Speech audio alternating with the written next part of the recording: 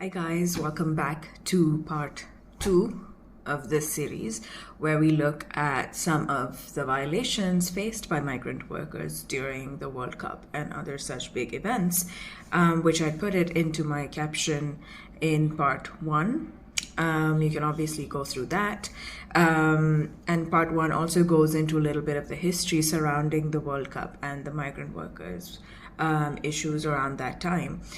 Part 2 is going to specifically focus on the severity of the allegations. And I feel very out of touch.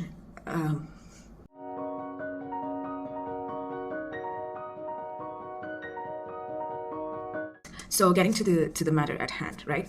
2 years ago in 2021, The Guardian initially reported that around 6,500 workers died after Qatar bid for the World Cup on projects related to the World Cup. But the thing is, these 6,500 workers were just from 5 countries, which was India, Nepal, Pakistan, Bangladesh, and Sri Lanka. And of course, it's not that there were no workers from other regions, it's just that we don't have those statistics. And of course, Qatar responded and stated that the number of deaths were usually proportionate to the migrant workforce at the time, and that included many non-manual workers, and of course that every life lost was a tragedy. The ILO Qatar office stated that, the deaths or the death data from Qatar is reported without nuance. Now this goes into a very important question. How do people die? How are they dying? The most common cause of death was ascribed to natural causes and fall from a height. Migrant workers even died from falls while working during the tournament, and it was, according to Human Rights Watch, it was unprecedented in World Cup history. Incidentally, somebody actually did research on this. And they specifically studied Nepali migrant workers and the effects of them experiencing this extreme weather change from their home country, Nepal, coming to a desert like Qatar, up to 50 degrees Celsius during summers. And what they found was very interesting. The increased cardiac mortality during hot periods is most likely due to severe heat stress. As many as 200 of the 571 cardiovascular deaths during 2019 to 2017 could have been prevented if effective heat protection had been implemented as part of local occupational health and safety programs. So we see it's not just rumors, it's not just rhetoric. This is backed data.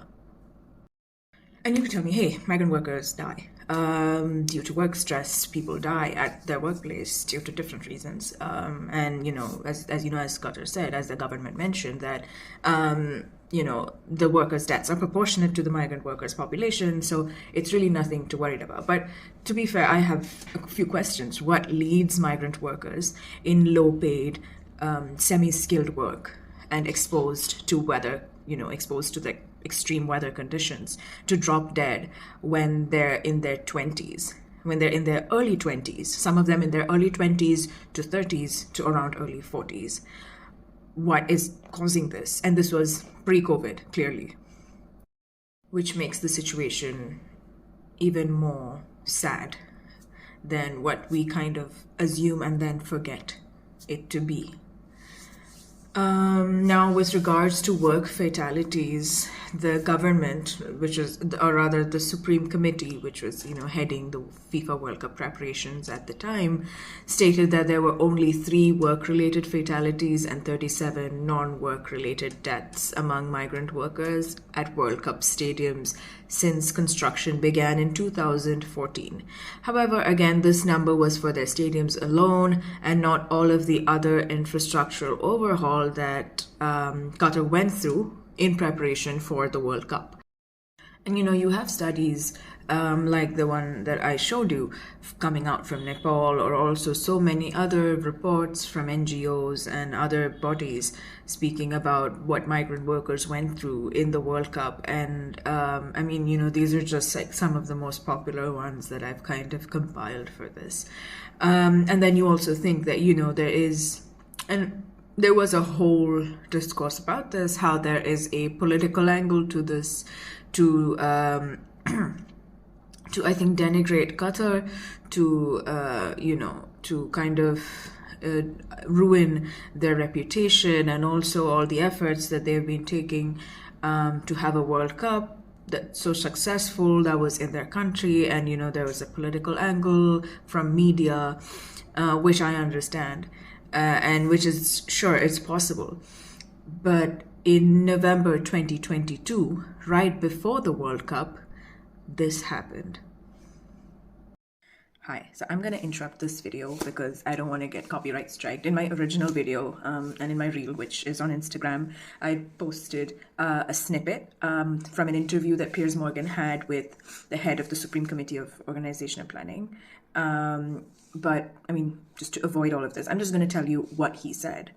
So Piers Morgan asks him how many workers have died so far for the World Cup. And he says that their focus has been, to be transparent and to capture any incidents or accidents, near misses and deaths. He then repeats the 3 work-related and 37 non-work-related deaths at the stadiums alone thing that I mentioned earlier. But when Piers asks him on the construction conducted for the World Cup, including hotels, etc., he says this: between 400 and 500, I don't have the exact numbers, but that is something that is being discussed. Between 400 and 500. Now, when Piers asks him, isn't 400 too big a price to pay? He says that one death is, of course, too many. And then, the conversation goes on to what all the government has done to avoid these incidents and how they've been working with different stakeholders. Of course, the final numbers were never really revealed by the Qatar government. But that being said, there were some steps taken along with the ILO, with the International Labour Organization, as well as other parties from the government side itself, to improve situations and to show that they're actually taking steps to improve the situation, right? And we'll go into those steps in part 3, because part 3 requires a lot more, I think, organizing, because there's a lot that happened, and also I think I just need to kind of condense it down so that it's Insta friendly and also viewer friendly.